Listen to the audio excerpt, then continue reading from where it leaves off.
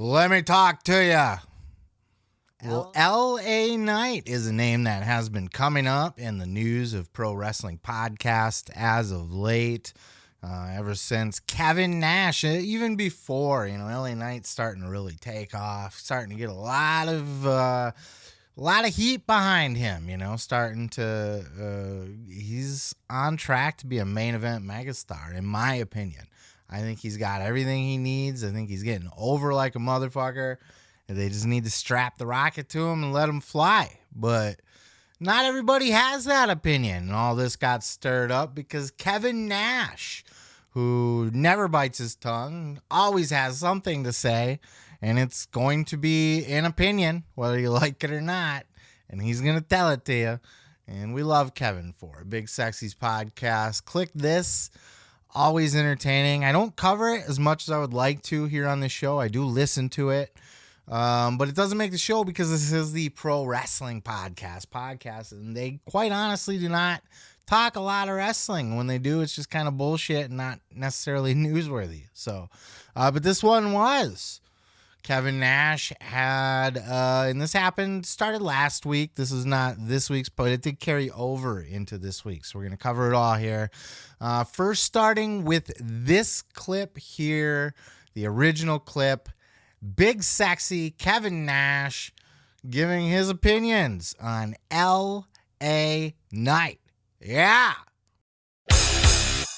Pull up that LA fucking guy. LA, whatever the fuck his name is. Okay, LA Knight. There he is. Go back. Yeah, LA Knight. Okay, LA Knight. Pull that motherfucker up. Am I the only one that sees like an absolute ripoff of The Rock? To the point where he cut the promo on fucking Logan Paul or whatever the fuck his name is. He said, stick it out. The only thing he didn't do was turn the motherfucker sideways. Jesus Christ. Are you guys like, what is everybody have amnesia? There's nothing original. Oh man, his fucking promos.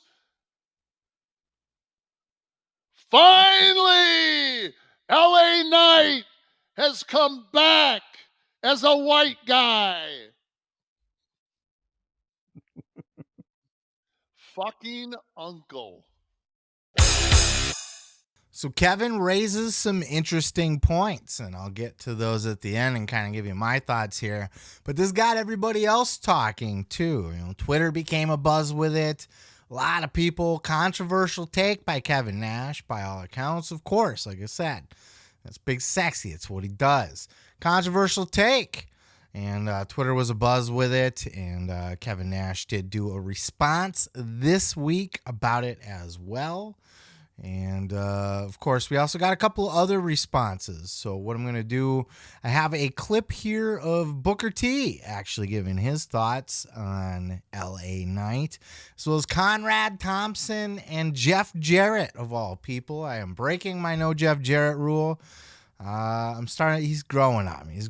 We can talk about that more at a later date, but we will play those clips where they kind of maybe give an alternate take on this, maybe their thoughts on LA Knight, and then we're going to check back in with Kevin Nash, and then I'll catch you on the flip side.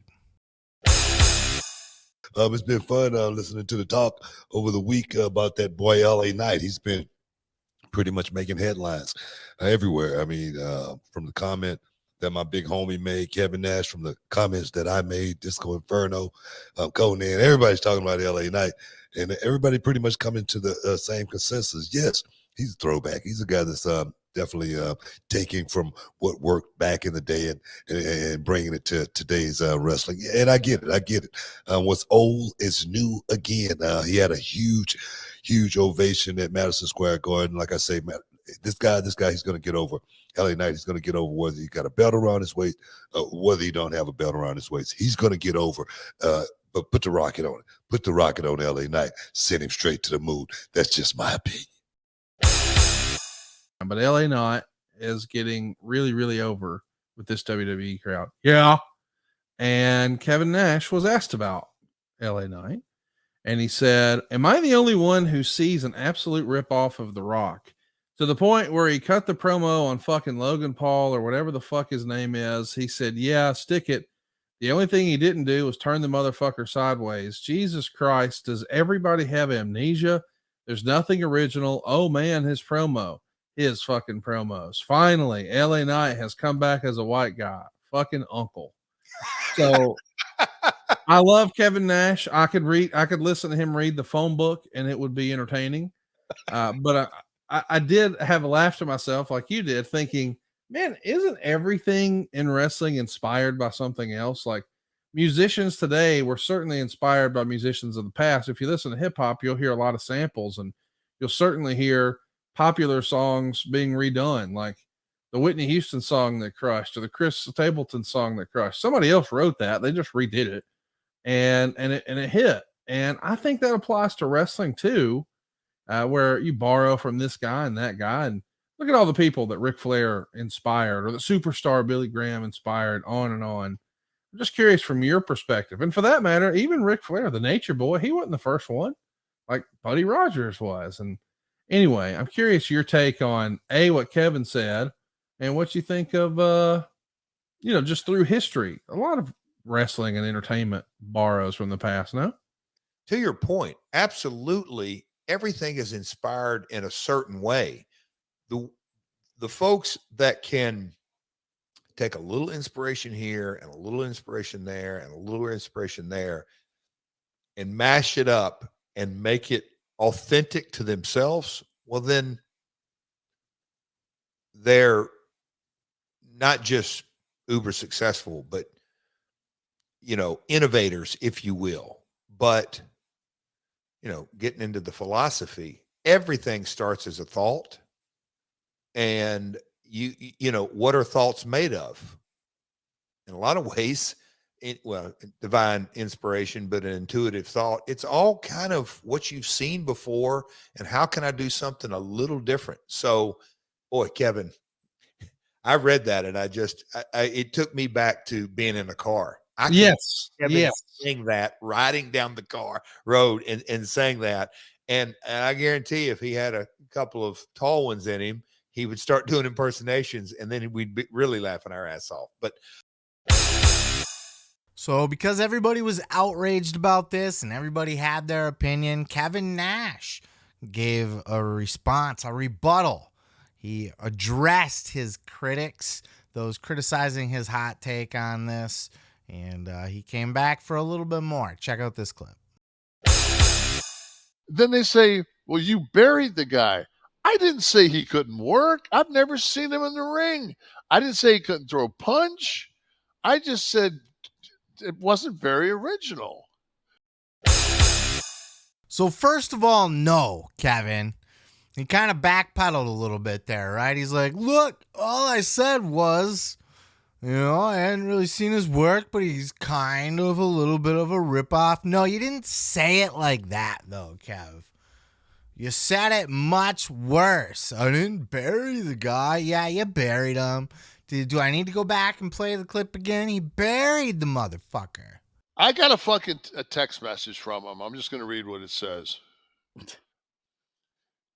Hey, Nash, I know you don't know me. I've got an idea of this character. He's called the Scorpion King. What do you think? This is bullshit. Okay, Rock was the Scorpion King. God damn it. He literally said it finally. LA Knight has come back as a white guy. The white guy, I don't know what the fuck he just said, but you get the point. He buried the guy. He wasn't just casually saying, hey, I think he's kind of borrowing from these guys, not entirely original. He was like, yeah, fuck this fucking guy. What the fuck's he think he doing? Was his general tone about this. So what do I think? If you care, you stuck around this long, so you might.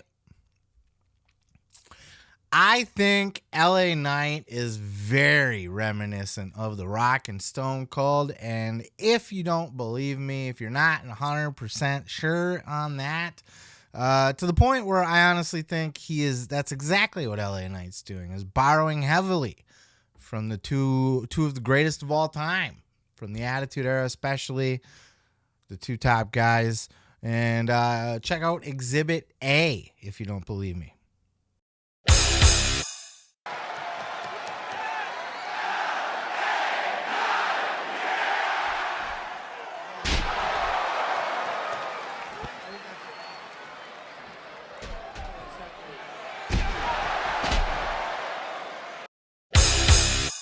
And hopefully that clip didn't get me taken off of YouTube.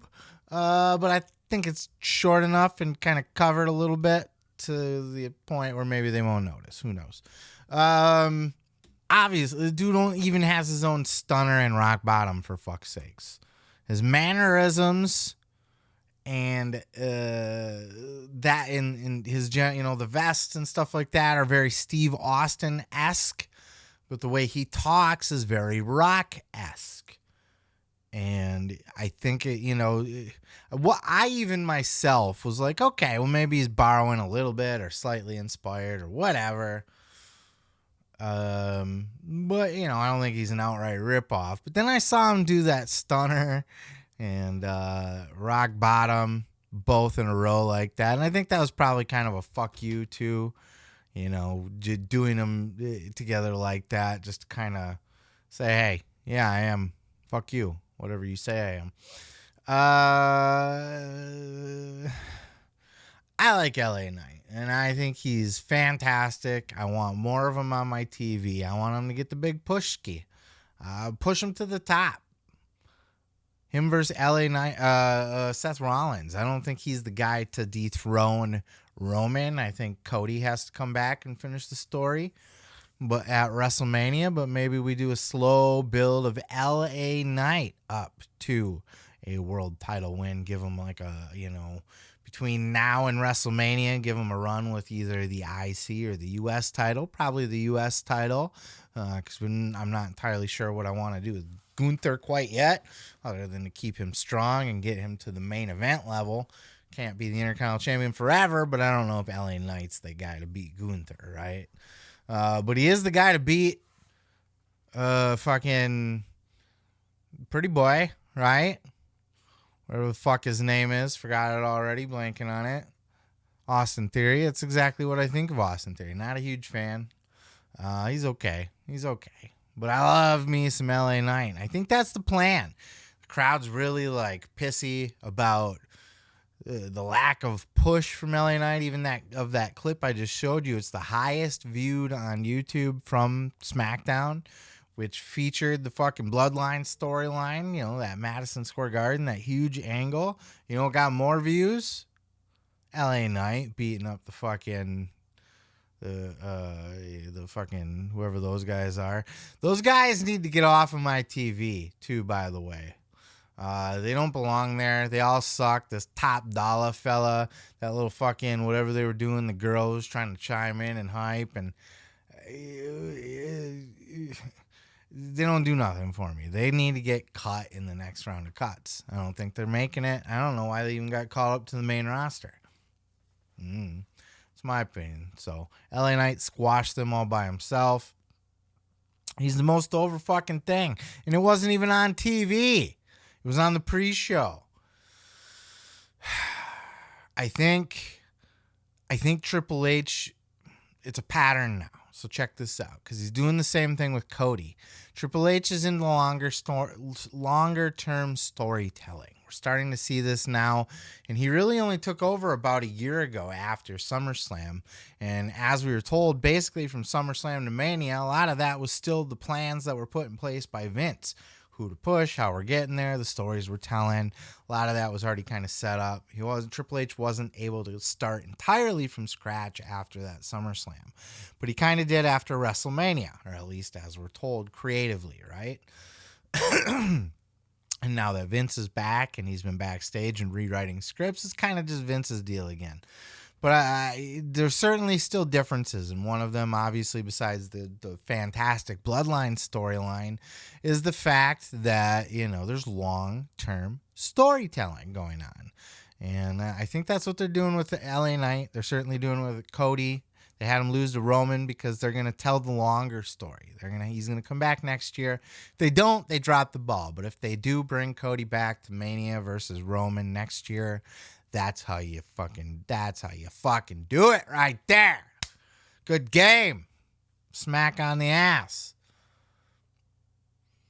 That's how you do it. And LA Knight, I think they'd absolutely recognize him being over. You'd be stupid and blind not to.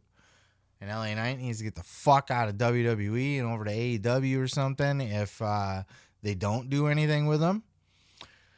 But Triple H is very smart. He's the cerebral assassin, right? The game. He knows the shit out of this business. His psychology is up there with the greats, okay? He's studied the greats. He's picked the brains of the greats. He is a fucking wrestling nut, a wrestling historian. Triple H, I trust very dearly with his knowledge of professional wrestling. Whether the old man has the final say or overrules him, that's a different thing. But what I think is going on here is Triple H knows that you can't just push somebody the second that they start showing signs of getting over. So when you do, you run the risk of maybe losing the fans, too much too soon, hot-shotting. Sometimes you want to get the fans fucking begging. And you almost want to create that underdog of like, they're burying him. Not only are they not pushing him, they're burying. And the crowd gets louder and louder and louder, and they demand it more. And I think that's what they're doing with LA Knight. If I'm wrong, then they're just blowing it. They're dropping the ball with him. But I think they're purposely kind of holding him back, because they probably got other things they're trying, the Bloodline storyline, obviously. But I think they're setting him up to kind of take a run at Austin Theory's U.S. title and then kind of see what he's got. Cut him loose from there. And they're just kind of pulling it back more to let it go and just fucking shoots farther. You know what I mean? That's a slippery slope, though. You don't want to, you absolutely can lose the audience. You run the risk of them just losing interest and feeling like, oh, my guy's never going to get the push, so fuck it. And WWE has a long, dirty track record of doing that to guys. Fans get behind wrestlers, and WWE just goes, LOL, they're losing. Again and again and again. But have you met my blue-eyed babyface Roman Reigns? He's really good. You'll like him. Have some Roman Reigns. You don't like Daniel Bryan. He's not for you. He's little. He's a little hippie guy. You want Roman Reigns. That's what you want. We've had that for 20 years. Before that, it was, you want John Cena. You don't want CM Punk. CM Punk, he looks like a fucking chef, short order cook, as Kevin Nash would say. You want John Cena. He's the guy that you need here. Ultimately, Vince was right about both, but they have a habit of forcing people down our throats or that sort of, but you can lose the fans too. It goes both ways. Fans will give up on a guy. They'll stop backing him. The crowd will start to get quiet because they'll feel like they're not being heard or it's not going anywhere. Fuck it. We're moving on to somebody else, That's been beat out. Hope has been beat out of wrestling fans for years and years and years and years and years. So, in LA Knight's an older guy. He's not in his 20s. He's not old. People are kind of throwing that around, and I know I just said it too, but it's not in the terms of he's too old for the business. It's not DDP necessarily. It's that he's in the same age. Finn Balor's no older. If not, might be older. Seth Rollins, like he's in that same age bracket. AJ's way older. Like he's in the age bracket of top guys. Bobby Lashley, like all of them are Brock. You know what I mean? So he's not too old for the business, but he's too old to kind of lollygag on the undercard, right? Either fucking, like Booker T said, you strap a rocket to him and let him go. Some guys you just gotta fucking ride that wave, and others you can draw it out more. I kind of think that they're they have a plan for him, but I don't know. If they're not, they're dropping the ball. But I think they should get on it sooner than later still, and kind of ride this LA Knight wave and let him go. And I wouldn't put him at a world title level yet. Give him another year or two before we get there. We don't got to think about that. Putting the Rocket to a guy does not mean he's got to be the main event of WrestleMania. Is he going to be the guy to beat Roman now instead of Cody? No. Doesn't have to be. Here's what you do. You put the fucking LA Knight in the United States title as a babyface, and you let him fucking stomp as a top. You elevate the U.S. title. He'd be a top draw still. Cut him loose. Let him get himself over. Let him do anything he fucking wants on TV within restrictions. But really kind of, here's the ball. See what you can do as the United States champion. Let him get it as over as a world title if he can. Why not? Put him in, allow him that he can be a co-main event. Put him in spots to succeed. Put him as, grooming him to be the next guy in 1 or 2 years. By then, guess what? LA Knight's going to turn heel again. He's technically a heel right now, I think. But he's a babyface, right? The crowd loves him. And he's going to go beat Austin Theory, win the U.S. title, have a huge babyface run. But after a year or two, that will die down. And the fans will get a little apathetic or whatever. Maybe not. He could be a babyface forever, but you could do a heel turn after a year or two, and he could chase Cody for the title and be a top fucking heel competitor for Cody. And they could even toss it back and forth a couple times. LA Knight could be one of those guys who wins the title at Survivor Series and then loses it back at WrestleMania. That whole fucking... that angle. Wins it at SummerSlam, loses it back at Mania. We've seen that before. That's fine. That's fun. Get the short little LA Knight run. Flip it around a little bit. Toss it back and forth a couple times. Have some fun with it. LA Knight can carry, he reminds me of a Ken Kennedy. And Ken Kennedy was a victim of politics. And, I think he really was on the brink of being a really big breakout star there, and then was just completely had his nuts cut off. So hopefully they can kind of just let this man run loose. And as for just kind of put a bow on this and wrap it up, is he a ripoff of Rock and Austin? Yeah, to a certain extent, and I think more blatantly than he should be. But it works. It's working for him. And if you're going to rob from people, rob from the best. And wrestling's got a long track record of this. The fucking Nature Boy Buddy Rogers, Nature Boy Ric Flair, right? It's always cyclical. These gimmicks keep coming around. It's these attitudes, and he's doing their thing, but he's putting his own, he's making it LA Knight. But he's got that BMA or BMF, bad motherfucker walk down to the ring. And he's got the vest. And he knows, like subconsciously, when he's walking to the ring like this with a vest on and his arms are jacked, and he gets in the ring and he just starts beating somebody's ass, it's very Stone Cold-esque. That's all he has to do. But it's LA Knight-esque as well. And The Rock, like his cadence, yeah, he's got to kind of change. He talks like The Rock, and that's kind of a little bit of a problem.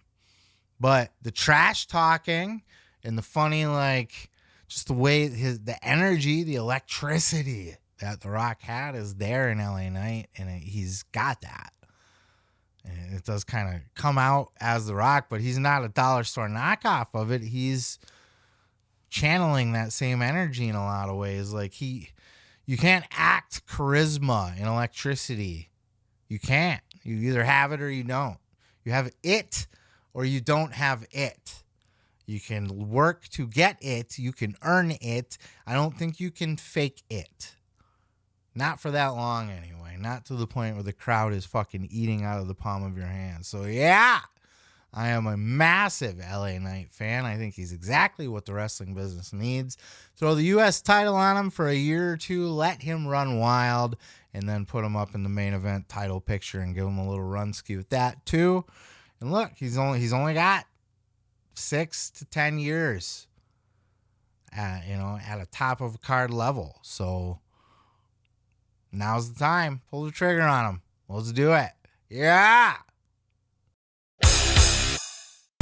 Oh yeah, thanks for checking out the video. Yeah. Don't forget to subscribe. Don't forget to like it if you liked it. Yeah. And you can check out full episodes each and every Sunday right here on the channel. Oh yeah. Dig it.